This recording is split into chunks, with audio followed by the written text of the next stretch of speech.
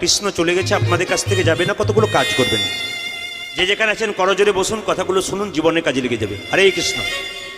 আপনাদের কাছে নিবেদন রইল, যতজন কীর্তন শুনতে এসছেন এই কাজগুলো করবেন কাল থেকে বা আজ থেকে, আপনাদের লাভ আছে।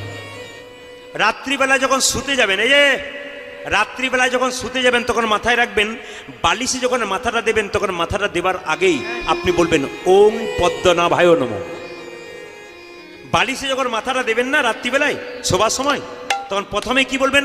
ওং পদ্মনাভায় নমঃ। ওটা যদি না বলতে পারেন, ওটার নাম হচ্ছে ভগবান বিষ্ণুর নাম। কেন বলা তো যায় না আজকের রাত্রিটা আপনার শেষ রাত্রি, সকাল যদি না হয়, ওই জন্য মৃত্যুর আগে ভগবানের নাম করে শুতে হয়। ওই জন্য মায়েরা, পদ্ম পাতার জল করে টলমল, কে কখন চলে যাবে কেউ জানে না। এই যে আপনারা কীর্তন শুনতে এসছেন, গ্যারান্টি আছে আপনার বাড়ি ফিরে যাবেন? রাত্রিবেলায় শুলে কারো গ্যারান্টি আছে যে সকাল হবে জীবনে?